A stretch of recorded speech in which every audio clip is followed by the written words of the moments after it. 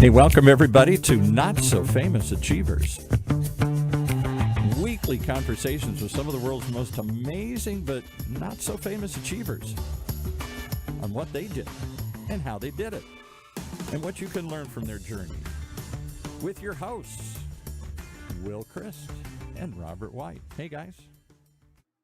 Well, welcome to the Conversations with the Not So Famous Achievers. We have a great achiever on in our conversation today. This is Kathy Mayfield. And Kathy Mayfield is going to talk about some of the most interesting things when you talk about an entrepreneurial company. So welcome, Kathy. Well, thanks, Will. It's nice to be here with you both. So, Robert, let me tell you what Kathy is.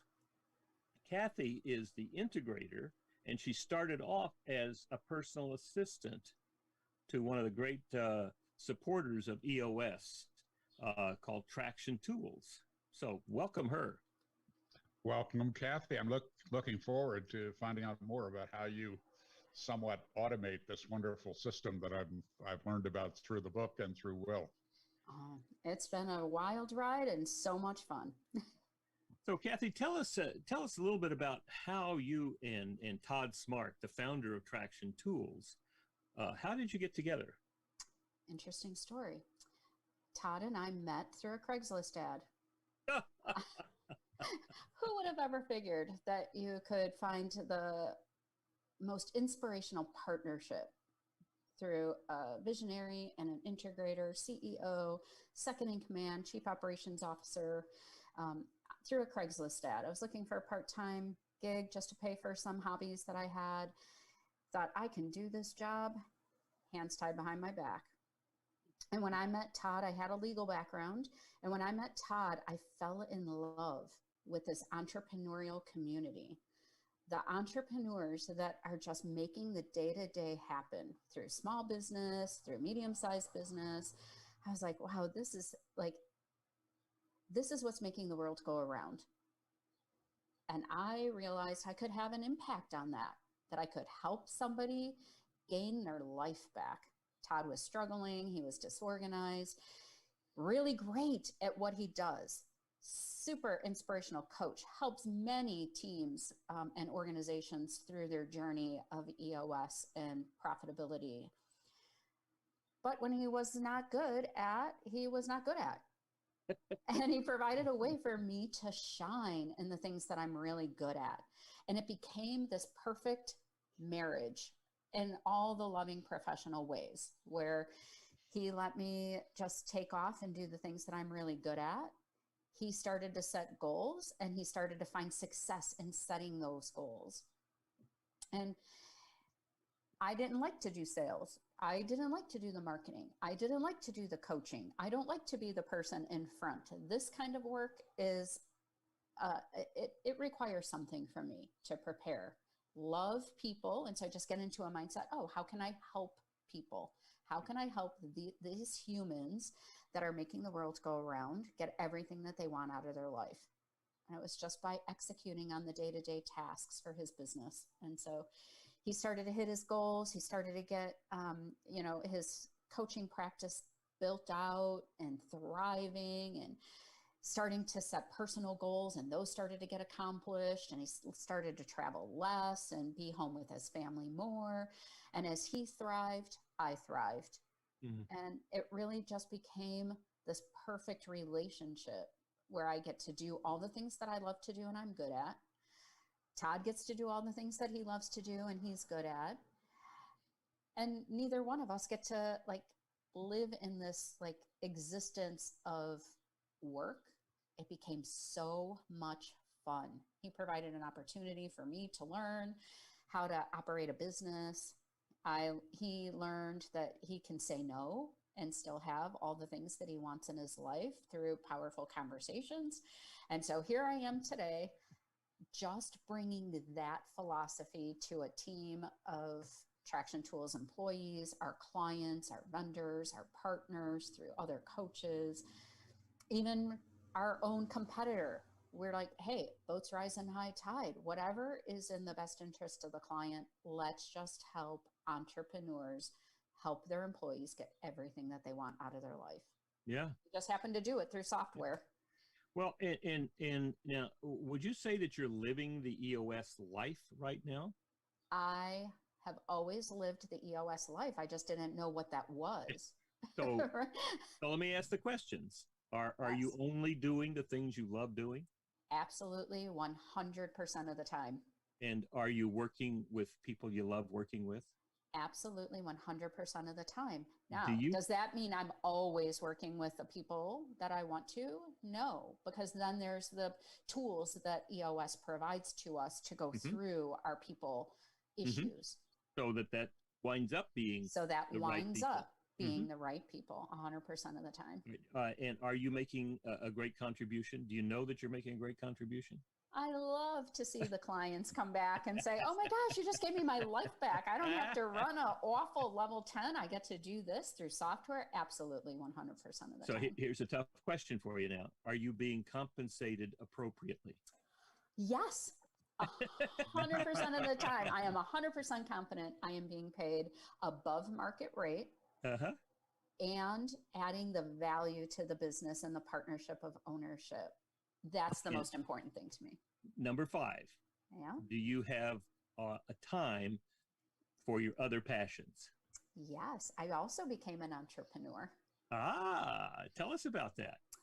So my husband and I had been flipping houses. We just had been rehabbing our own houses. And I said, I think we can make money at this. We get them really cheap. We turn around and sell them personally for a profit. I think we can make a business around this. And so we have. We flipped about 7 or 8 properties, acquired a partner now that was like, wow, how can I get in on that? And I'm like, well, let the negotiations begin. It sounds And like you have fun doing that. love doing that. I Oh, love like DIY projects. I love taking something that nobody wanted to do anything with, and it was just a piece of property languishing, and uh-huh. bring back sustainable housing to somebody at a low cost that they Oh, can afford it. They don't have to live in mortgage debt for the rest of their lives. They don't have to live above their means. They get a quality house that's sustainable and longevity to the community. We just love doing that. So that's what we're working on.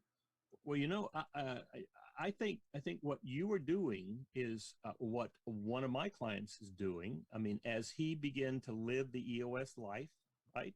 He began to delegate and elevate so that he was only doing the things that he was really great at and loved doing.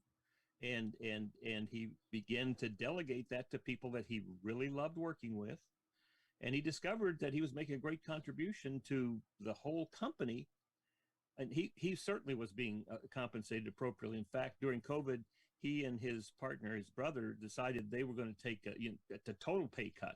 And the group said, like management team, no. You want to take 50%, that's fine, but you got to have something. So he's certainly being paid appropriately.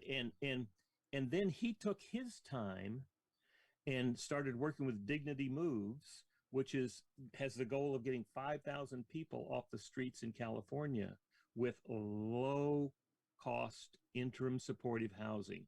And he got me drawn into it as well, introduced me to it, and we're having a ball doing it. So there are many people who, as they are freed up through this entrepreneurial operating system, they're freed up to do the things that they love doing, that they really want to be doing in other places. And isn't it amazing that we get to make a difference all over the place? Not only do I make a difference with our employees, through a very well-paid job, but I get to make an impact in our communities. And then they get to go out and impact their communities. And then they get to go out and impact more communities. And so we're just really about helping the world be a better place. Well, Kathy, you radiate joy, and so you're an excellent walking advertisement for EOS and for the choices that you've made. It's incredible. And of course, I enjoyed the last few minutes because I got to see Will lead you through those questions, and I could imagine him doing it with a client. So it's like being a fly on the wall in one of his sessions. That was great. Yeah. Well, Gino's coming out with a book this fall called The EOS Life. And the story I just told you, I think, is going to be one of the stories in it illustrating what to do with your passions. Yeah, it's amazing that we have this space through simple tools to do the things that we love to do. Identify the things that we're really not good at, and it's okay. I am not required to be good at everything. That's right. It's a safe place through the, right tools and hiring the right people and identifying and being that authentic person to say, wait, I'm not good at this. It really hit home when I was doing sales and traction tools in the early days. I just got vulnerable and went to the team and said, you don't want me doing sales. Just to be really completely honest, I don't ask for the credit card. I'm afraid. I don't I get uncomfortable. I'm really good talking to you. And so I want to help people, and I want entrepreneurs and coaches to get everything that they want. I want to build the relationships, but the closing the sale, I'm not really great at that. Mm-hmm. And so if the company's going to make money, we really want somebody that's going to ask for the credit card. And so they were like, wow, that takes courage. And I'm like, yeah, because right, as humans, we want to look good. We want to, we just want everybody to think that we're good at everything. And really, it's just not true. I'm just not good at everything. And so, well, isn't that the kind of shift that happens? Robert, you've probably seen this, the shift from I have a great idea and I'm going to start it, and I have to do everything initially. Robert, what have you seen when that happens? What kind of conversation have you had with people who are going through that transition? Well, a lot of it's about doing the inner work of resolving those issues that cause you to make choices that really don't work for you. It's usually unconscious. It's usually part of that perhaps 90% of our beliefs that are not conscious to us, and usually picked up in childhood or with an early teacher. And until you recognize what's driving you into choices that really don't work for you and usually don't work for the organization, until you get some clarity on that, surface it so that you can make a conscious choice about how to best use the gifts that God has given us. Until that happens, there's kind of a hamster wheel kind of experience, like today is just like yesterday and tomorrow's going to be the same. And maybe I should quit, or maybe I should, go sit on a rock in India and meditate on my navel. And all that crazy stuff comes up. I've done a lot of travel, and if you go to the outback in Australia or the Kalahari Desert in Africa, two places that I've spent some time, those people aren't neurotic. They really aren't. They're concerned with family. They're concerned with food, clothing, and shelter. They're concerned with collaboration, really, being together. They're not all concerned about how do I look or how do I sound and do people approve of me, and all of those things. That's part of our developed world, mass and individual neurosis. Mm-hmm. If we start waking up to the gift that we are in the world and let go of any beliefs that we have about what we should be, we can begin to really contribute. The executives that I work with are already really accomplished people. They're amazing people. They're smart, they're driven, they're focused. It's lots of good things. And but quite often, as human beings, as frankly, in my journey, I've seen it also, we carry around stuff from the past that's unnecessary, dysfunctional, really. And because we're driven and focused, we kind of stuff it down and, crusade through life. But if we want this life, whether it's called the EOS lifestyle or something else, living authentically would be another way to say it.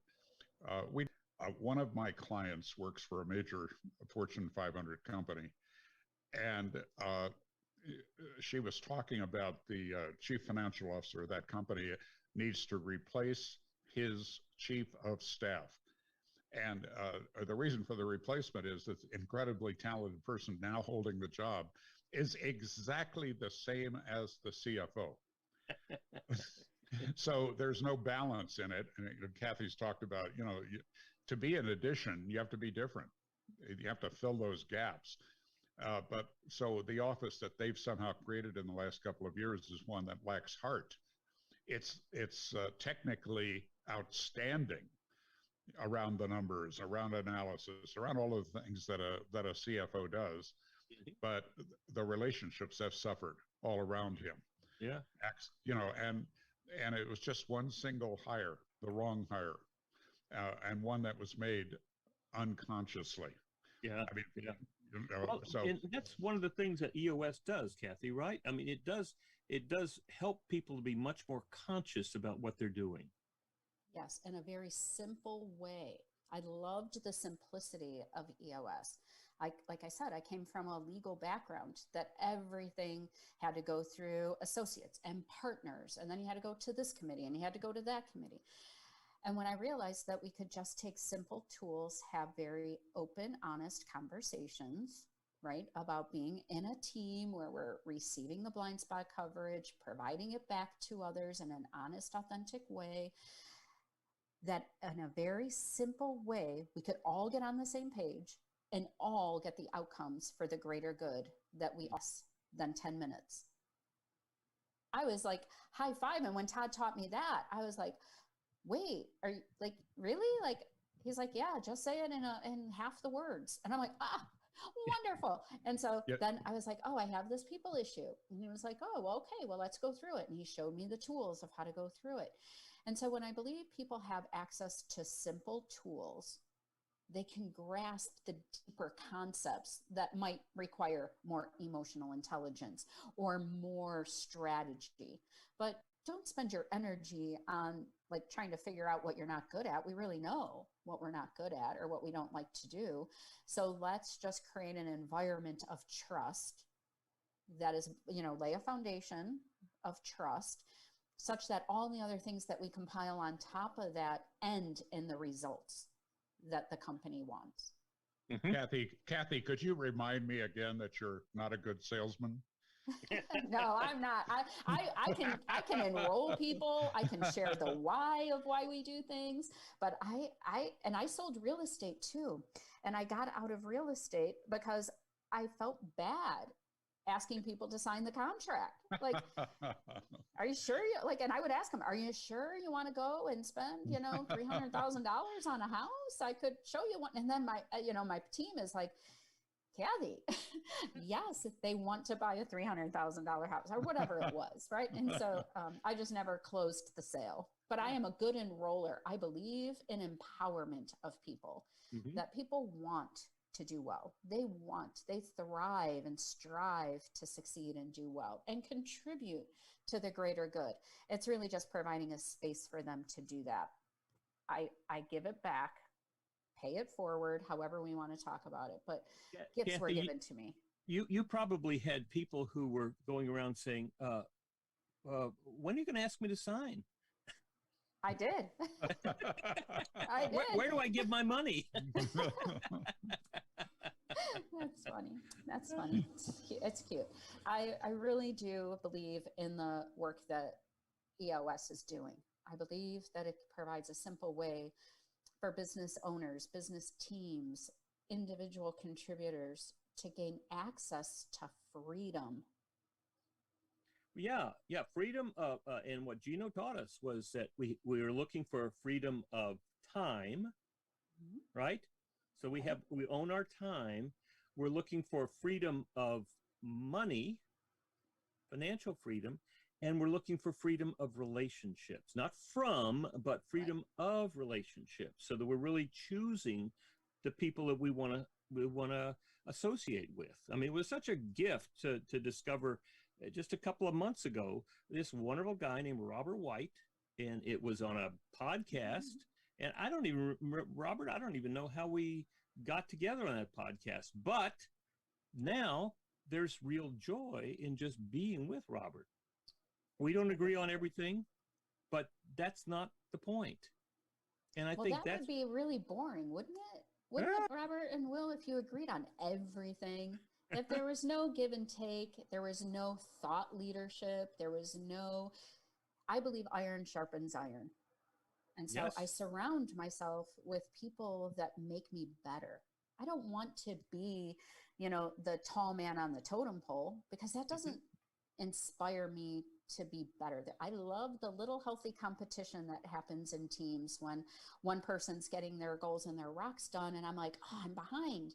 And they're like, well, let me help you. And then there's this competition of like, who's going to get it done? Are you going to come in? Are you going to, like, how can we all? And then there's a rallying of the troops that are like, okay, how can we all get this work done such that everybody benefits?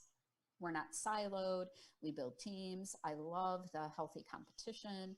I love that I get to meet awesome people that inspire me and challenge me to think differently. And isn't amazing to move from the place where all of these things are so emotionally charged, to move from there to it's just an issue. Right. When It's you can just take, an issue. yes. Emotions can take you so out of the game. Now they Yeah. can be healthy, right? Your emotions are not either unhealthy or healthy. It's what you do with them that I believe is what creates the toxic environment or a real inspiring, empowering environment. So emotions like can bring flavor and color to a conversation, but I don't want to make decisions for the greater good in an unhealthy emotional context, right? I want to take a deep breath, compose the facts, get everything together. And that's what EOS issue solving does. Mm-hmm. What are you really identifying the issue is? We spend so much time talking that we really don't get to the meat of what the problem is. Right. So I believe we just, like you said, Robert, earlier, we're on these hamster wheels of our job. I don't want to be on a hamster wheel of a job. I want to come to a sandbox, create beautiful sandcastles, empower people to do a little bit of everything. Somebody's getting the water, somebody's getting the bucket, somebody's, designing it, somebody's like sculpting over here. And it's really a cohesive, united effort to move this massive ship forward such that the community as a whole benefits. Because it's more about the community and the world than it is about just our little piece of traction tools. Well, that whole thing that traction tools helps companies do is to get that whole notion of how we take these issues and we get them on the table, number one, because this becomes the repository for somebody that have to create a whole new form. It's right there. Just use the form, and then to when we look at that issue, to first agree on what is it that we're trying to solve here. What's the real problem? Because if we don't agree on what the real problem is, we're not even going to talk to each other. So digging down to understand what is the real problem that's going on that we want to solve before we start discussing possible solutions. Right. So I think we could. Go ahead, Robert. Sorry. Yeah, I think we could argue that almost everything we've talked about here is really how to use this amazing tool to both improve our business, but also improve our lives. But I think it's about time for a break where we're actually going to talk very directly about the tools. Go ahead. Let's take a short break.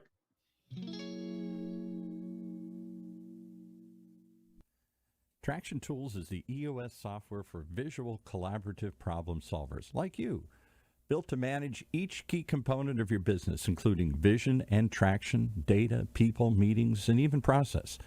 The new digital whiteboard helps you illustrate, communicate, and work together throughout the decision-making process, and our new document drive makes file sharing even easier. So, if you want to save time and reduce repetitive tasks with easy automations, you really should take a look at Traction Tools and their EOS software. Sign up for a 30-day free trial at mytractiontools.com. That's mytractiontools.com. And now back to our show. All right. So Kathy, tell us some stories about how Traction Tools as a company used EOS, what were some major experiences that you had, breakthroughs? Breakthroughs. So early on, we decided that we wanted to grow this business exponentially, just as a business. So it started building a relationship. EOS was not in the software business at the time. And so building a relationship with Gino, it kept everything, all of our to-dos, all of our issues, all of our headlines, what's going on today, in one simple, cohesive place. So that as we're starting to embark on the journey pre-revenue, we knew that we would be able to hit our goals. It held the team accountable. It kept everybody on the forefront of what was happening in the business. It allowed ownership at a higher level to look into our scorecard and see where are we at today? Where are we going? It put the VTO, it put everything right in one place. So I didn't have to have multiple meetings with multiple owners, with multiple stakeholders to get the information and the communication loops closed. They could log in, they could see, Kathy got this done today. Oh, this is an issue for her. Let's get this resolved. We removed blockers very quickly. And then it started to help us through our people when we were hiring. Adding people to our issues list. I was the first one to add myself to an issues list. I was like, hey, I'm not the right person, right seat for this job. We really want to start hiring people to do this work.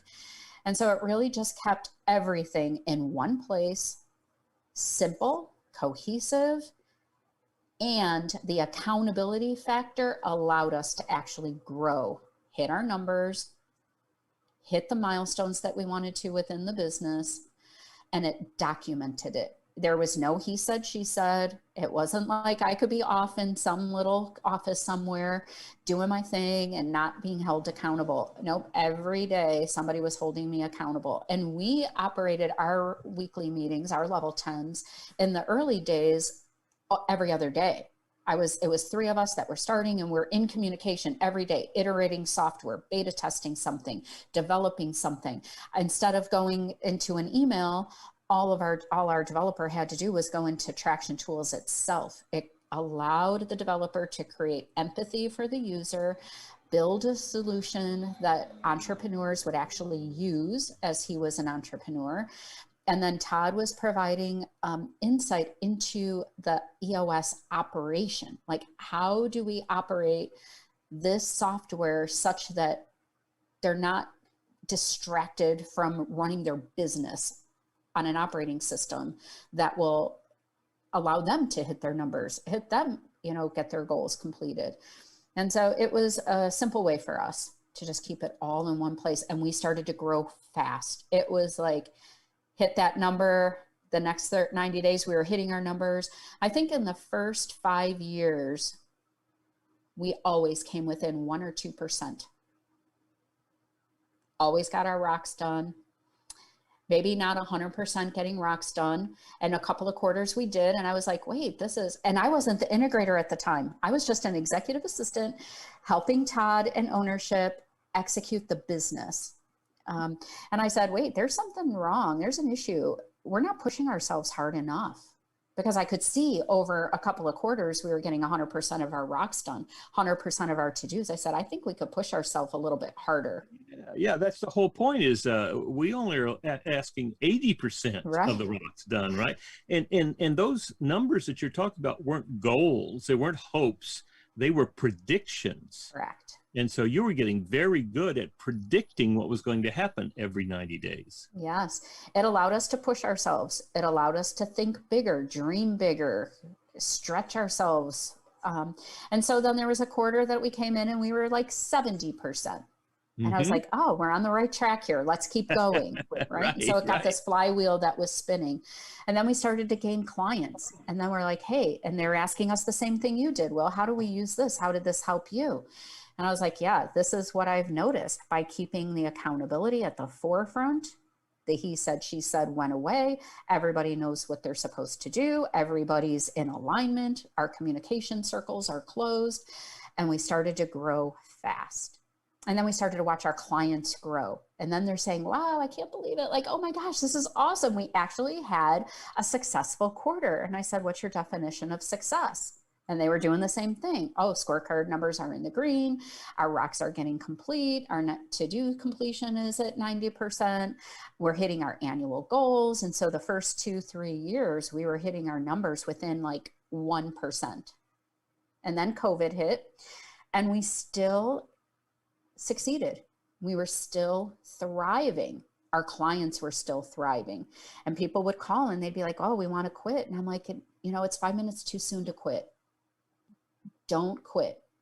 Give us another 90 days. I'll help you. We'll connect you with coaches and implementers that can help navigate you through. We're in a time of war. It's not the time to quit. It's the time to buckle down, stay focused, have your tools right in front of you. Software is simple. We don't want to make it complex. And so we started to see our clients start to thrive again. Businesses started to pick up. And there's a change there. And Robert, you may talk about this too. There was a change between how do we keep these clients on for us to how do we keep these clients moving in the direction that's going to get them to the next level for them. Yes, it was never about us. We celebrated the wins that we had and we high-fived each other, but our number one priority is always the client, always the people. It is not about, like, if we hit our numbers, we believe we'll hit our numbers if we take care of the people first. It's always the entrepreneur. It's always the business team. It's always out there in the community before what we do internally. And it comes, we believe if we give it all away, we'll eventually get what we want. But we're not about getting what we want. We're about helping entrepreneurs, business owners, individual contributors get everything that they want out of their lives. You know, one of the learnings that I've had, Kathy, from Traction and from working with Will is this idea of separating this job between the visionary and the integrator, or what's often called COO, the person that's running the daily stuff of the business. And I work primarily, I guess if I was talking about entrepreneurial leaders, I work with those in maybe second stage or third stage or fourth stage or something like that, not with startups. But as I look at my own journey and I look at the journey of my clients, and also when, you know, often people reach out to me for help and they're not clients, they really don't qualify yet, but I want to help. And what I see as an issue, and I'm curious because you've been through this process yourself, is how do you make that jump from the founder doing everything and making all the decisions and you're not big enough to hire that integrator? You know, how do you navigate that? Yeah, you have a right-hand person that you trust that complements you. So it requires something for that visionary to admit, just like Todd in the beginning, he, you know, we're all about looking good. I was a new hire. He wanted to impress me. And I'm like, quite honestly, dude, like the best way to impress me is to just be your authentic self, right? Because I can read through fake in a heartbeat. And what's going to be really successful for me and for you is to just be our authentic selves. And so I know Todd struggled. He did struggle with having somebody execute on his behalf. And so we just went through simple exercises of trust. And then we were very conscientious if we violated the trust, or I made a mistake, or Todd made a mistake, or said something that didn't quite land, that we were owning that we were like, hey, this is like, I'm a flawed human being and I didn't mean it for that. You know, I didn't mean that to show up that way. It did. I don't want it to damage what we have going forward. What process can I put in place such that that won't happen again? It all came back to process. Okay, Kathy, let's just document it over here. Oh, if you just add this thing to my phone. Oh, if you just flag this email in this way. And so we started to see little by little trust being built, me executing effectively, that he was inclined to hand more of the bigger projects off. Then there was a time where I said, you know, with all due love and respect, Todd, You're not going to do that. This is the second quarter you didn't complete that project. I'm going to complete it now. And he was like, no, no, no. And he was like, no. And so I just went and did it anyway. I just went and did it anyway. And I said, I love you. I care about you. I want you to thrive. I want you to succeed. You are not making a very good decision right now. And so I'm going to, with all the love that I have for you, do this thing for you. And it was successful.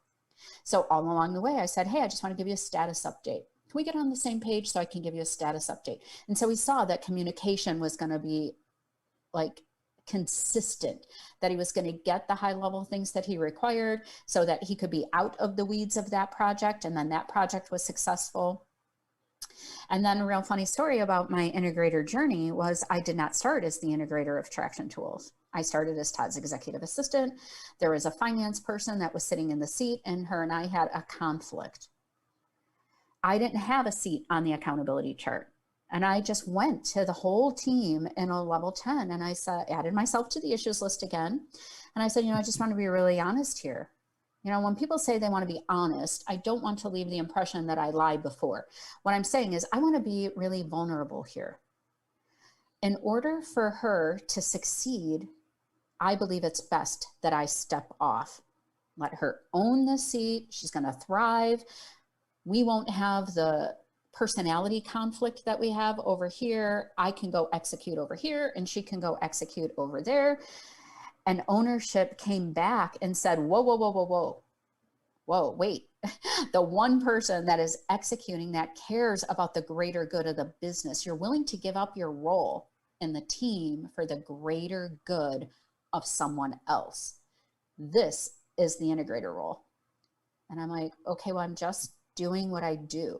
Like, I just care so deeply about the company. I care so deeply about the people in the company. I care so deeply about ownership, getting the things that they want out of their life, that I'm not doing anything to get a job, right? To get the title. I don't care about the title. I care that the business is moving forward.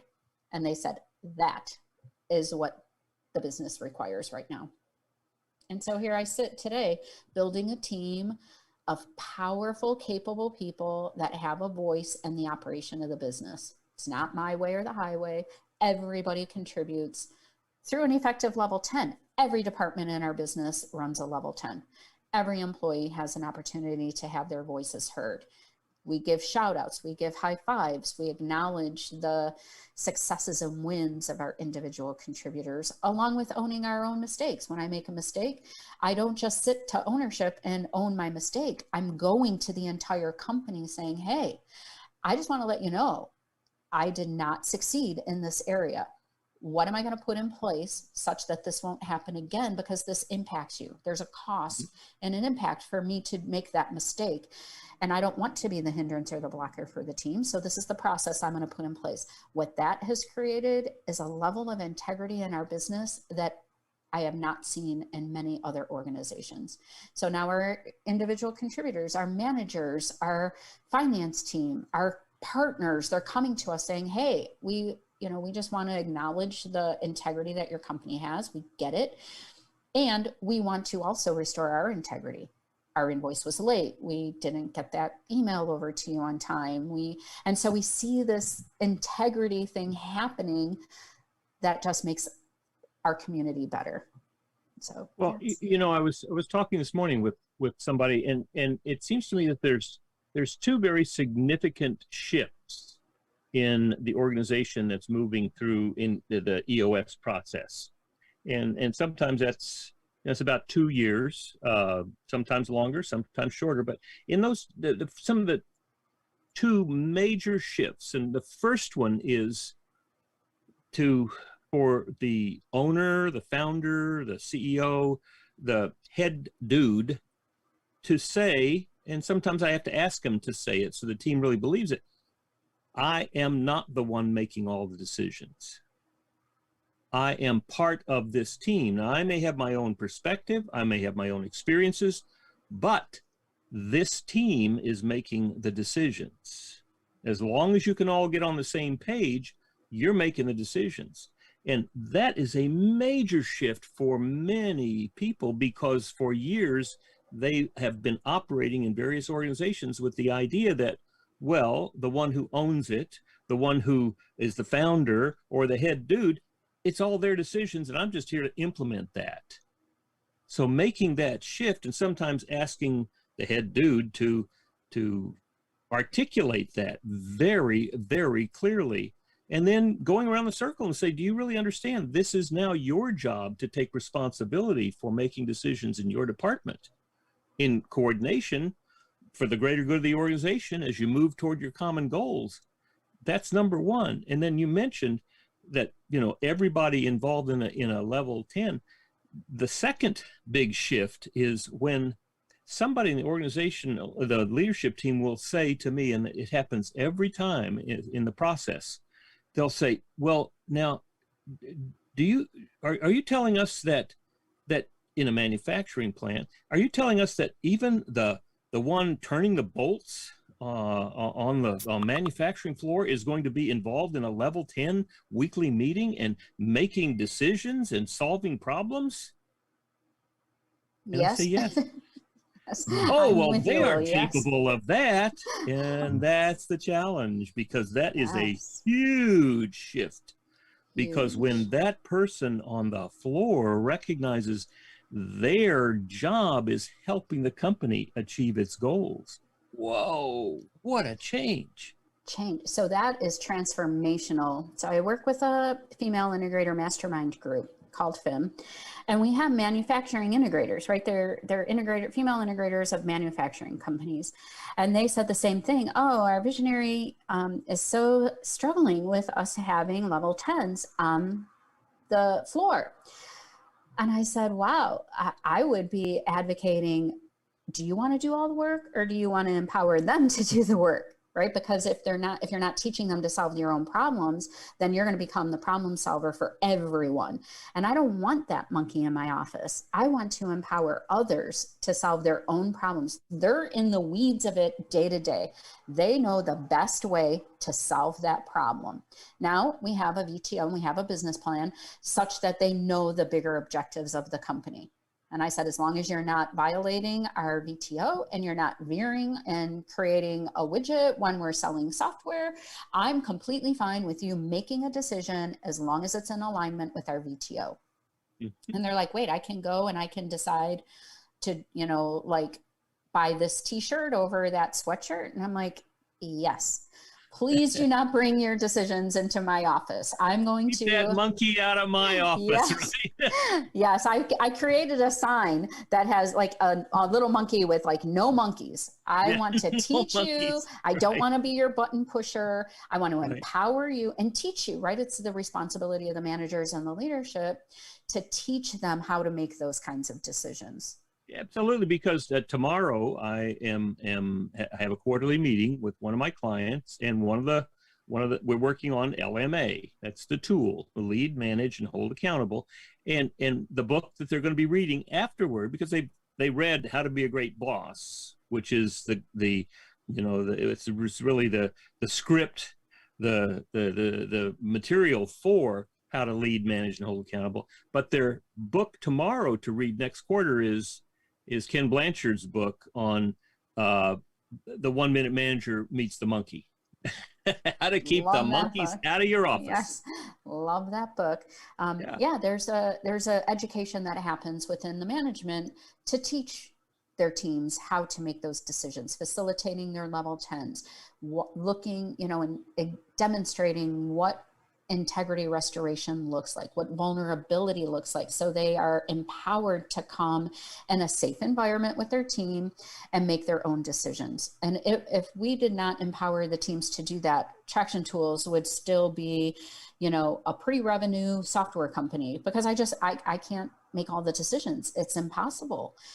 And so when we start to build a team through the tools, using, our people analyzer, and making sure that we're hiring for our core values and culture and skill, that we build a team such that I'm confident in ownership. The visionary is then confident to let go of the vine, to be able to trust the people to make the decisions farther down, such that the business meets their objectives. Excellent. This has been so much fun, Kathy. I cannot allow you to leave without just saying to you publicly, thank you so much. Do you remember Jennifer Bright? Yes, I love her. I love And her. you did such a tremendous thing for her in teaching Aw. her the EOS language and the vocabulary, and then the whole team at Traction Tools supporting her. She is a marvelous assistant for me, and she really Wonderful. is the integrator of my organization. So I just wanted to publicly thank you for helping her, and in helping her, you helped me, but so much. You've made such a significant contribution to her life. Oh, I Isn't just this a love great her. person? Isn't this a great person, Robert? She's amazing, and again, that the joy that she expresses is inspiring to me, and I'm sure to the listeners and viewers of our work. Well, that you see an example of that. You know, I've learned a lot more from failure than from success. That's not unusual. I've found with entrepreneurs, is that you know, when we get slapped upside of the head by reality, we learn a lot, or we tend to learn more. And I was thinking recently about Steve Jobs, the late Steve Jobs, the founder of Apple.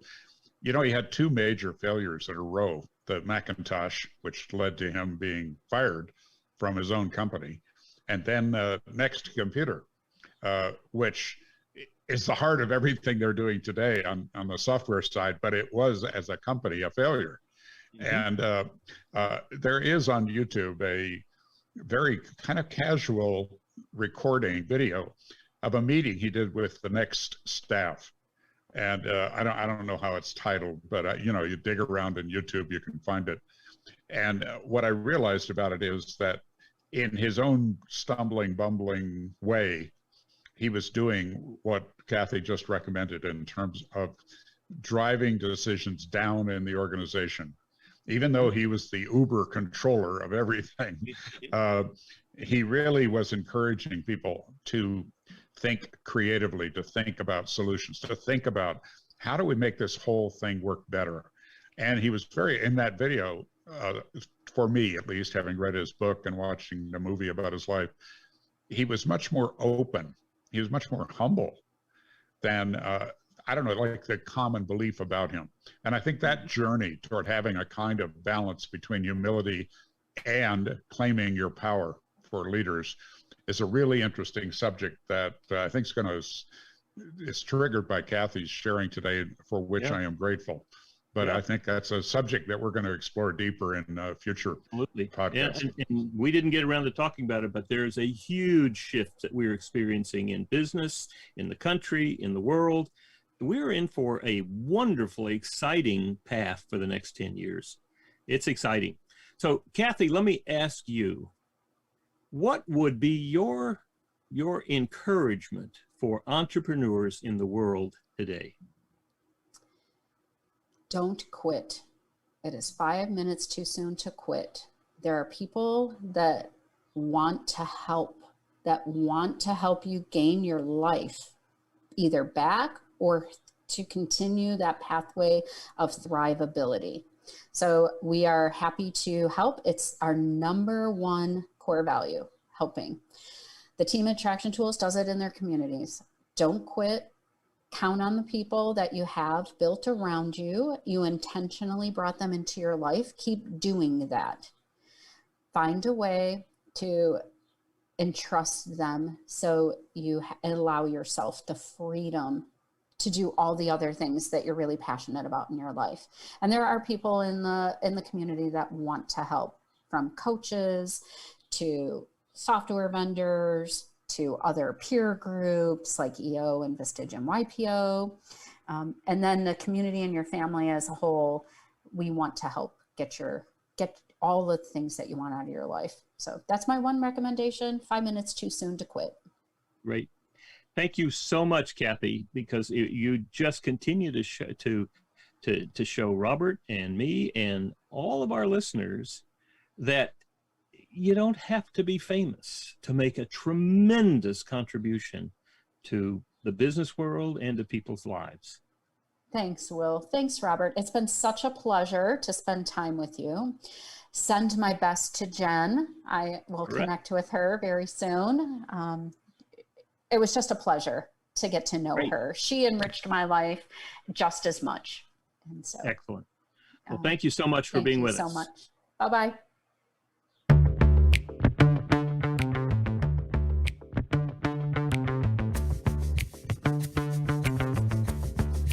Well, there you have it. Some conversations with some not so famous achievers.